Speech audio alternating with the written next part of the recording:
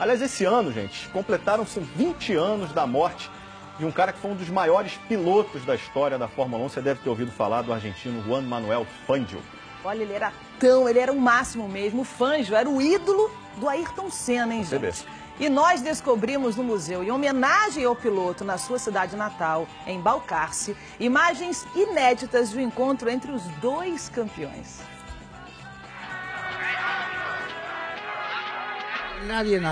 Ninguém nasce piloto. Você vira piloto. Um piloto 5 vezes campeão da Fórmula 1. Era assim um piloto muito técnico, espetacular, uma pessoa fantástica também. Com 24 vitórias e 51 corridas.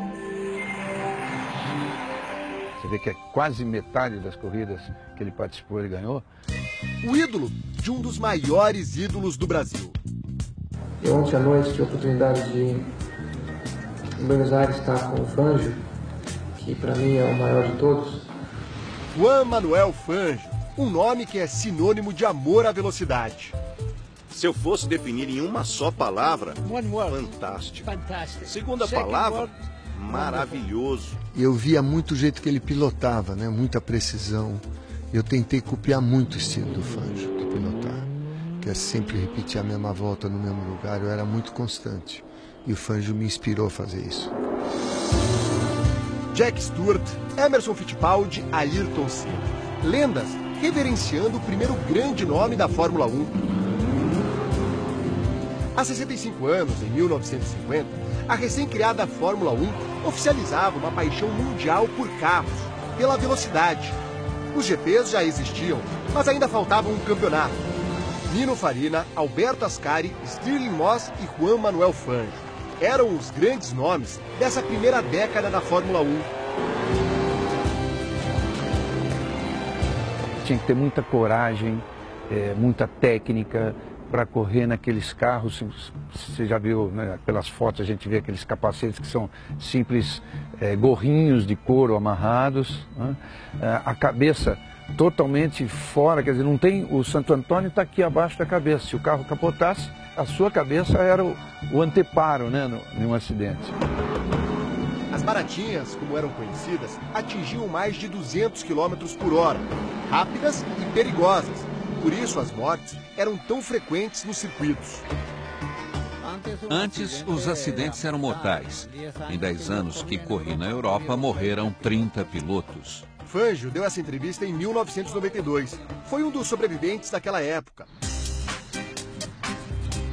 No museu que fica em sua cidade natal, Balcarce, e que leva o nome do pentacampeão, está exposto o capacete do acidente mais grave da carreira, amassado e tão frágil quanto a segurança dos pilotos naqueles anos. Não havia nem cinto de segurança nos carros. Se um piloto tem medo, não pode correr. Não é coragem, é confiança em você mesmo e em toda a equipe que trabalha no carro. Era uma Fórmula 1 muito diferente, como podemos ver nessas imagens do GP da Alemanha de 1957, corrida em que Fangio conquistou o pentacampeonato.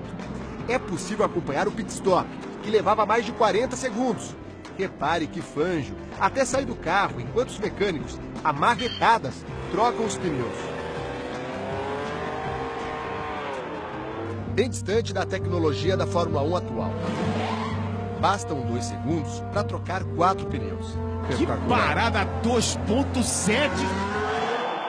Nico Rosberg, atual vice-campeão mundial, pilotou numa exibição a Mercedes com a qual o argentino foi campeão em 1954. Fangio é uma lenda, então é muito especial dirigir o carro dele da década de 50. Incrível!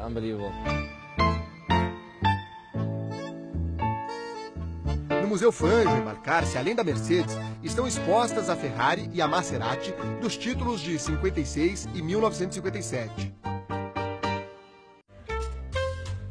Fangio era de uma família humilde. A réplica da oficina mecânica em que ele começou a trabalhar aos 11 anos de idade como faxineiro ocupa um dos andares do museu.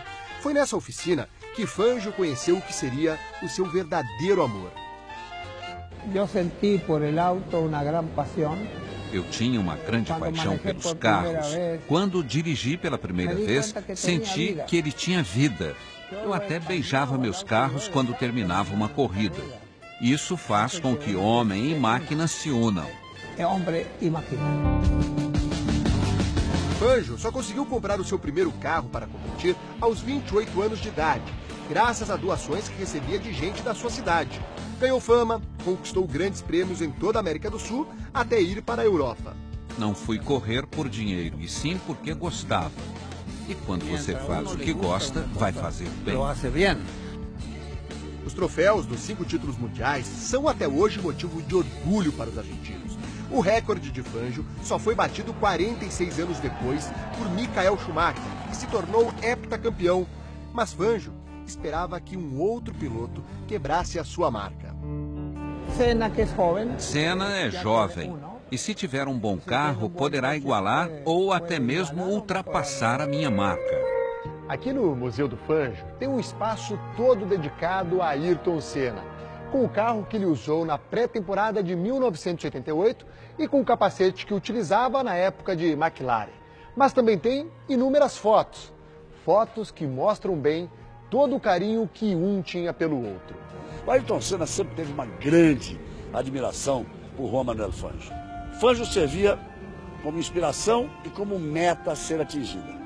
Primeiro, o número de vitórias e o número de títulos. Me lembro muito bem de uma conversa. Disse ele, mas você não tem um sonho de pilotar pela Ferrari? Eu disse, tenho, mas já não sou campeão do mundo há 2 anos. A Williams tem o melhor carro.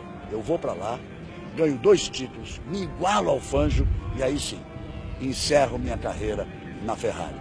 Uma pena que não deu tempo. Eternizados lado a lado no autódromo de Donington Park, na Inglaterra, era a raridade ver os dois juntos em público. Em 1993, no GP do Brasil, que Senna venceu, coube a Juan Manuel Fangio entregar o troféu ao chefe da equipe McLaren, Ron Dennis. Ayrton quebrou o protocolo, desceu do pódio e abraçou o ídolo. Ayrton Senna faz questão de dar um abraço no mestre Fangio. Senna que, quando foi tricampeão do mundo, fez questão de, na volta ao Brasil, parar em Buenos Aires, jantar com Fangio. O respeito do tricampeão mundial do brasileiro Ayrton Senna com o pentacampeão mundial Juan Manuel Fangio. E agora, você vai ver imagens inéditas na TV brasileira desse encontro citado por Galvão Bueno na transmissão. Nada de macacão ou capacete. Juntos, no saguão de um hotel em Buenos Aires, Senna e Fangio, lado a lado. Está muito bem. É jovem, tem muito tempo para ser cada vez melhor. E além de ser um grande piloto, é um grande homem. Ele sempre demonstrou muito carinho por mim, muito afeto e admiração. E eu tenho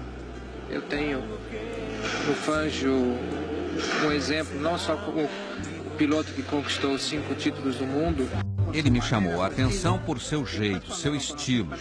E depois, quando o conheci, me dei conta também que era uma ótima pessoa, o que é o mais importante.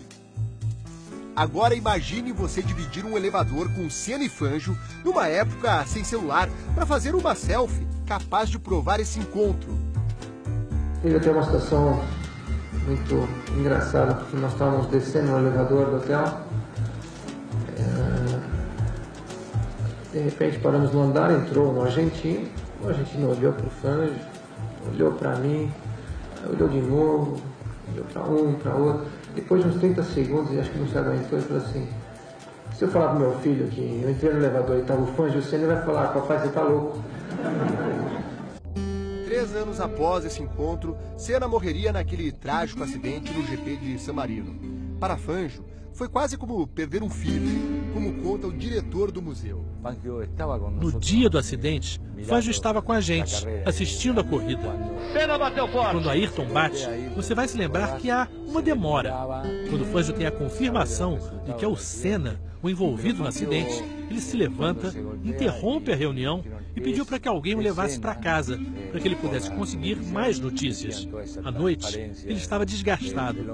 Foi muito triste para ele. Era possível ver no brilho dos seus olhos azuis que ele estava muito triste. Em declaração a um jornal argentino, Fangio disse: "Morreu meu sucessor." O pentacampeão viria a falecer um ano depois de Senna, em 1995, aos 84 anos. Há 20 anos, o cortejo comoveu a Argentina e contou com a presença de ex-pilotos, como a do tricampeão Jack Stewart, que o tinha como amigo. Eu não falava espanhol, ele não falava inglês, mas havia um amigo do Fangio que era um ótimo intérprete. E eu acho que ele é o melhor exemplo para os pilotos jovens verem como levar a sua carreira. Não nas pistas, mas fora delas. Um homem mágico. Eu não fui um piloto espetacular, apenas eficiente.